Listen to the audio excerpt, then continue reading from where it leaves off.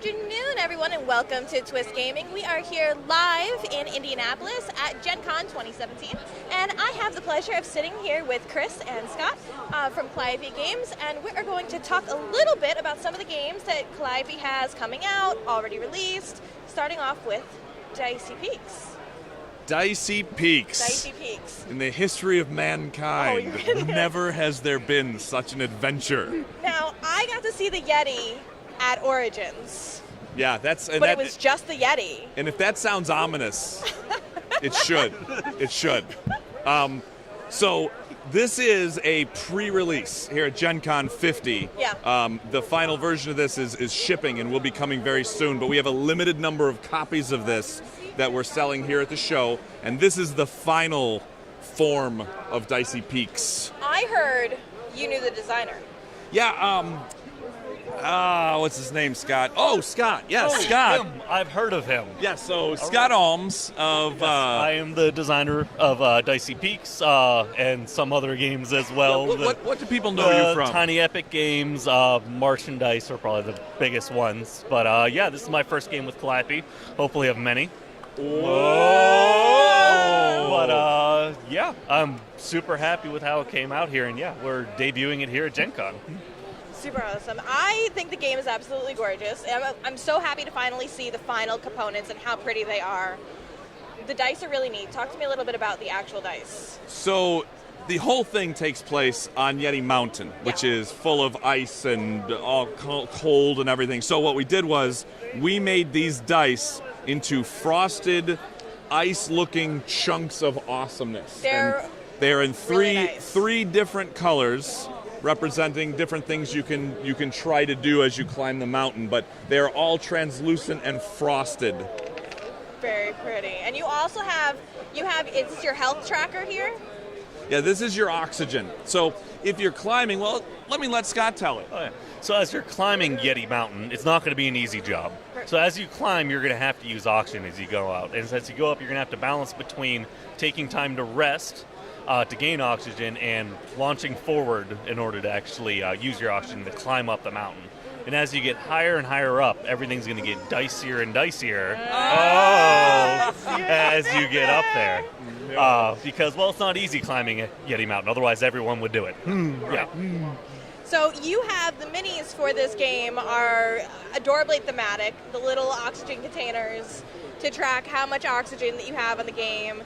And I'm guessing these are your player tokens as well. The climbers. Which are your little climbers, which are really very nicely detailed. Yeah. That's actually Chris when he was 20 years old. Yes. Yeah. You're looking fit. 60 years ago. Yes. You look really good for 100. And I should say, all of the... Oh, yeah. Thanks. I appreciate it. Back in my day, you had to climb Yeti Mountain to get to school. So all of the art for Dicey Peaks, from the cover to the sculpts, everything was done by a fantastic artist from Scotland named Andy Hepworth, who's also here at Gen Con. So we have both the designer and the illustrator of the game here, which is a first time that's ever happened in the history of life. So, but yes, so we have the sculpts for these things. We got the oxygen tanks that you put on there, plus the mountain itself. Right. As you move up, you roll the dice, you push your luck trying to get up the mountain, and when you flip these over, there's art on each of these that tells you the good, but mostly bad things. Mostly bad. That happen to you as you go up. And as you move up, it's you reveal different parts of the mountain. It'll push you back. It'll push you forward until you get to the summit. And what are you looking for at the summit, Scott? You are looking for the red flag. As you get to the top, you have to make a daring lunge, and hopefully you will choose wisely out of the top 3 tiles to get the red flag before your opponents do. If I came up here and chose this one, kaboom! Oh, no red flag. Okay. But if I came up here and chose, let's say, there you go, the fabled red flag of Yeti Mountain. Now, no mountain would be complete named Yeti Mountain if it didn't have a... antelope? Yes, caribou. Yes. Caribou. Or Yeti. So, the dice. Talk about what these dice are all about. So these dice, there's 3 kinds of dice. All that beautiful frosted, wonderful dice that Chris was talking about. And one of the cool things about the dice is that as you're playing the game, you actually get to balance how your turn looks. Some dice are better at climbing, some dice are better at resting, so you get to customize your hand basically as you roll each turn. But you're always going to have to watch out for the dangers no matter what, because there's both going to be avalanches that show up, and then, of course, the Yeti. Ooh. Yes. And just like any good push-your-luck dice game, when you're climbing, if you roll enough of something, in this case avalanches, you roll 3 of those and you bust. If you're resting, you're getting a little bit of sleep. Those Yeti claws, if you get 3 of those, you bust that way. So no matter what you choose. Attention Gen Con attendees, come learn and play over 50 different games for free. No ticket or fee required at the Rio Grande room, number 233 on the 2nd floor until midnight tonight. We'll be happy to teach you some of our award-winning games like Dominion and Power Grid. You can even get a Dominion promo card. We hope to see you soon. You will, Magic Voice. Fun fact, you can also play awesome games at the Calliope booth in whatever booth number we are currently sitting in. 1901. Yes. So if you get three Yeti claws, then you bust. Yes, it's 3 avalanches when you're climbing, you'll bust.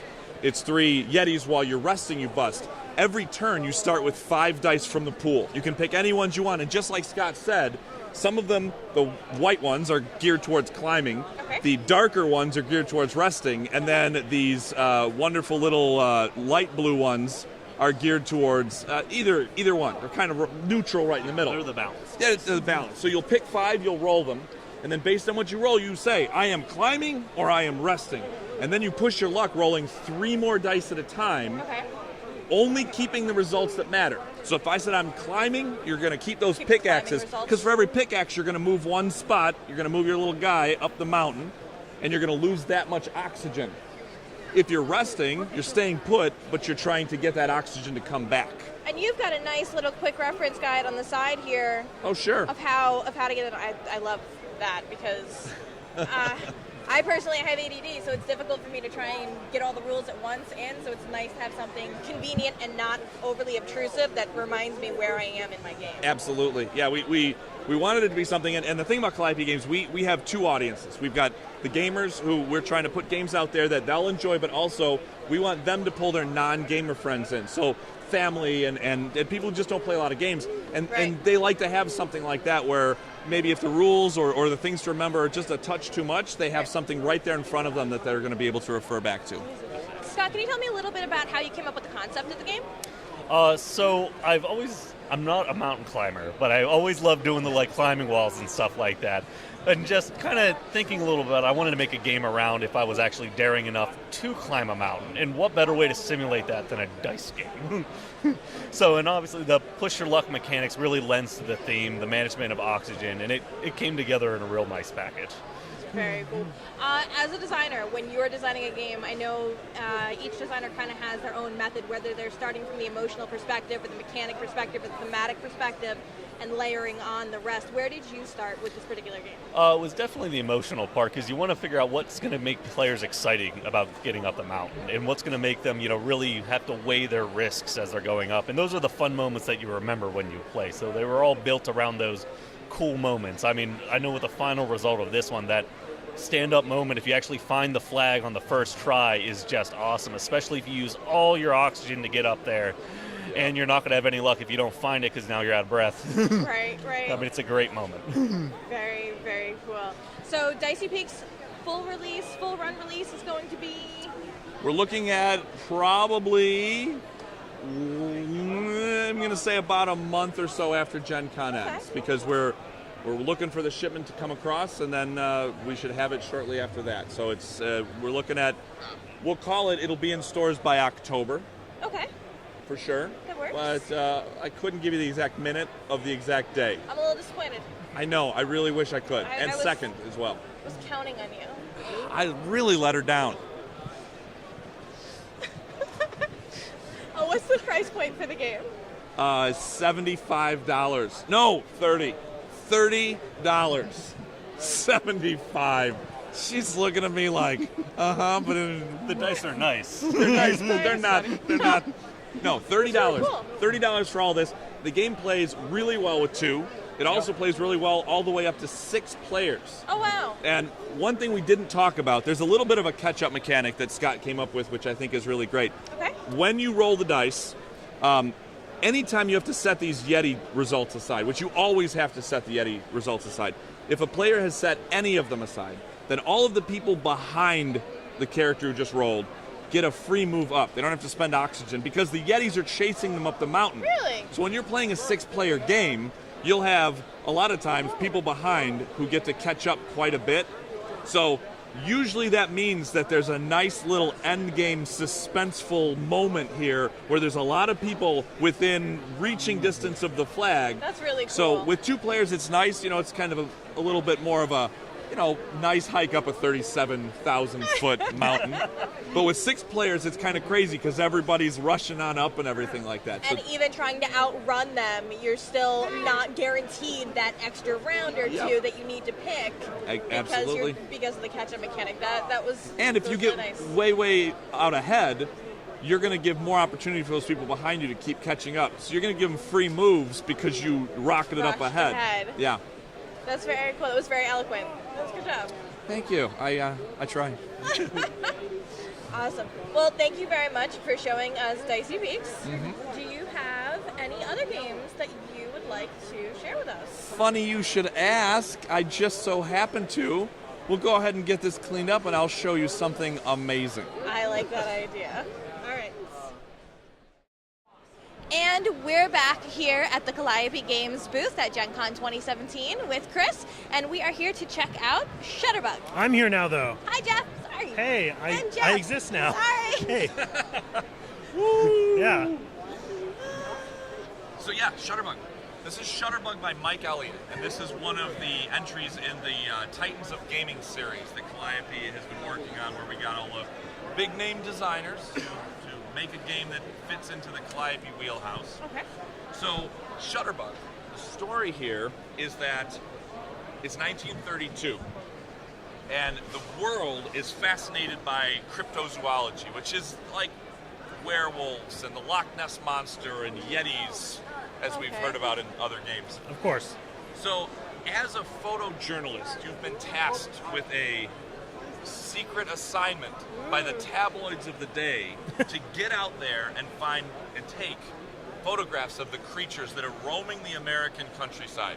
Okay. So the board here shows kind of a stylized view of America with all these different areas of terrain, from forest to desert to mountains, grassland, sea, and then swamp. Mm-hmm. And then some cities that are kind of close to where they are in real life. So the way this game is going to work is everyone's going to get a pawn, and you're going to start in the different cities.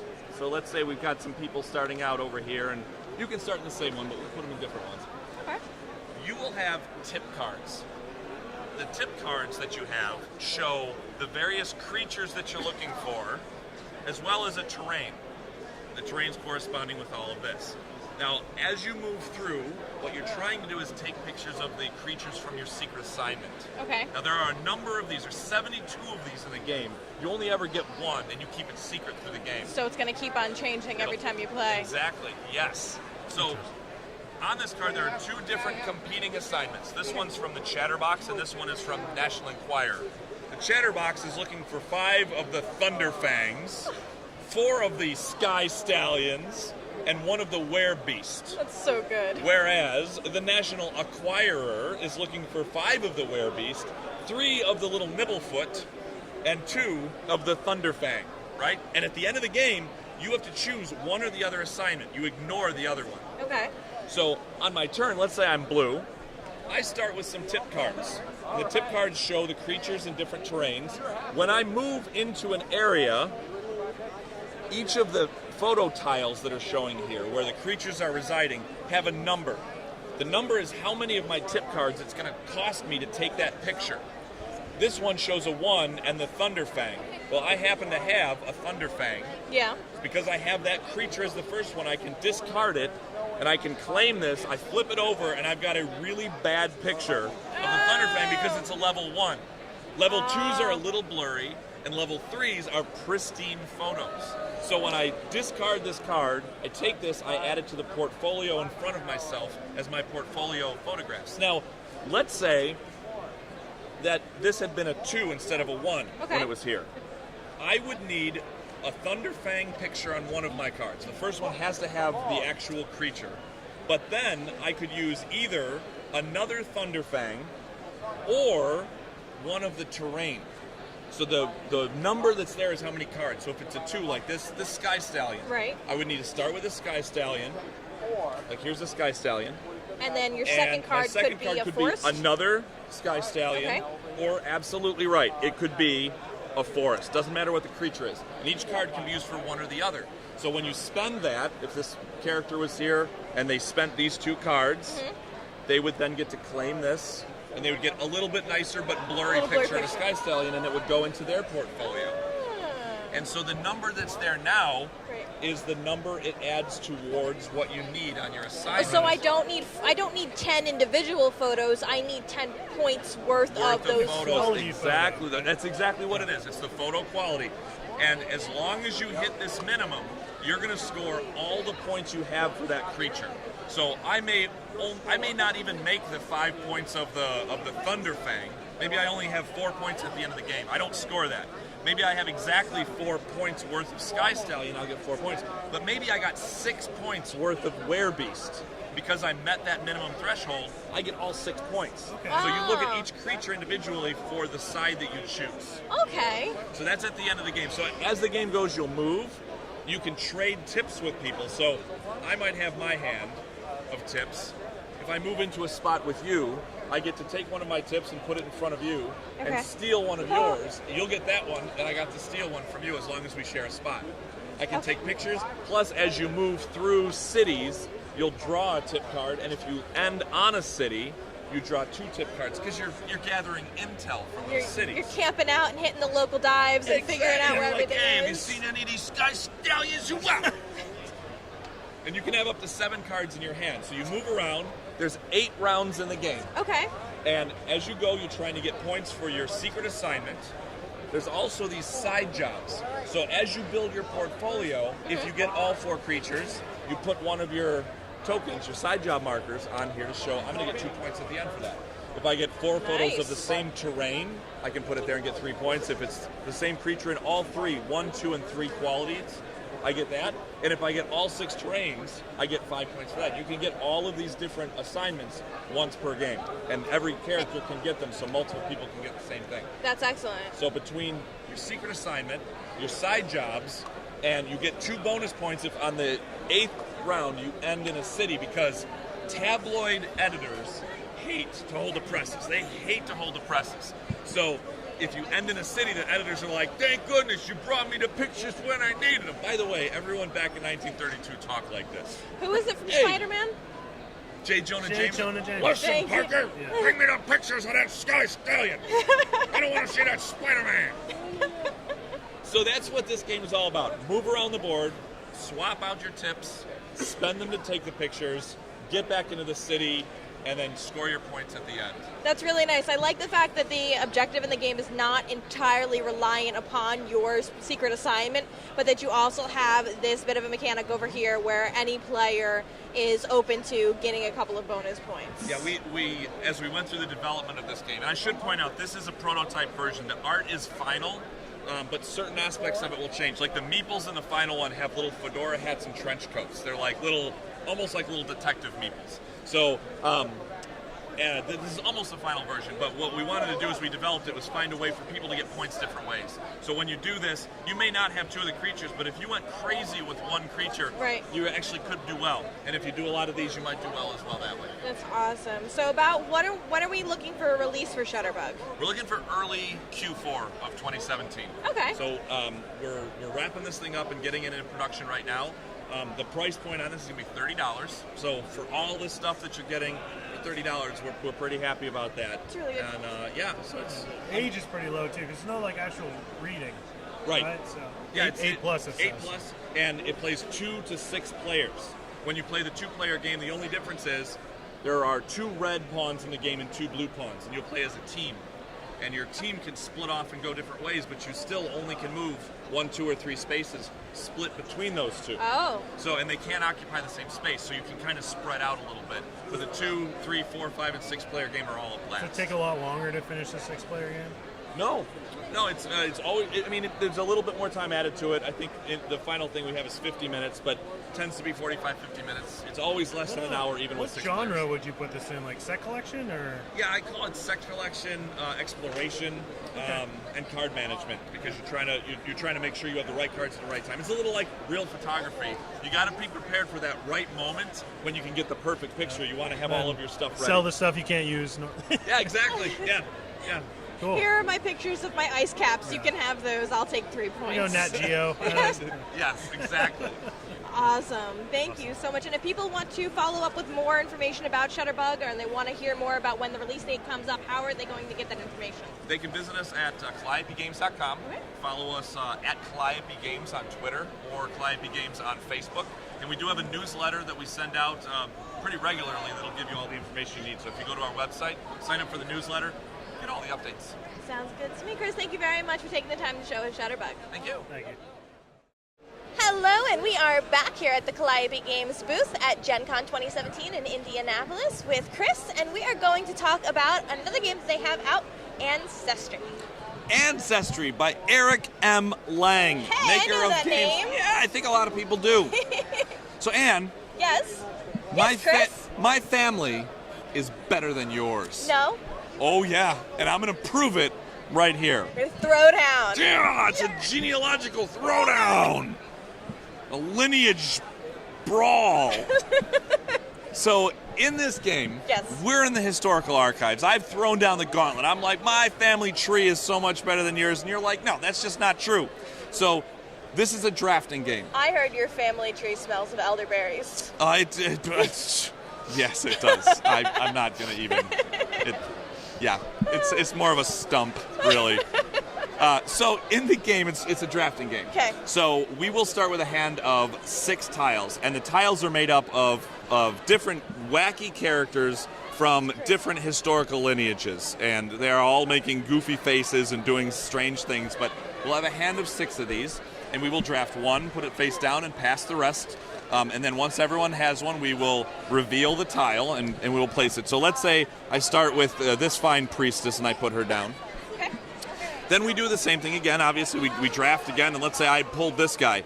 Now, when I want to add this person to my family tree that I just started, Right. You'll notice that every tile has leaves and hearts, or, well, some of them have hearts and some of them have leaves in different places. Right, okay. So when I add this, I have to connect the leaves together. Oh, that's neat. Like this, or if I did it the other way, I could connect it like this. And you could connect up, down, left, or right. So I can connect it like this.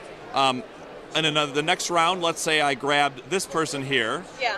Now you can connect hearts as well. Okay. Kaboom, and those are marriages. So That's very you're nice. connecting different generations, and you're connecting they're marriages, so you're creating unions and things like that. Right, So right. as this goes on, we can connect different people, and as long as you can keep connecting like this, you'll keep going until you have 5 different ones. You started with 6. You have 5 different characters out. The 6th one gets thrown away. They become a hobo. Okay. They get lost to history. So then it's the end of the first round. What we do is I compare my family tree to that of my neighbor to the left and right. And we're Okay. all making our little personal family tree in front of us. And first we look at generations. So the gray lion head family here has 2 generations because you're looking up and down. If they were horizontal, it would count as 1 generation. So Right. you're looking at them going up and down. I have 2. If I looked at yours and you did not have any, well then I would score 1 point for, this is gray, so that would go there.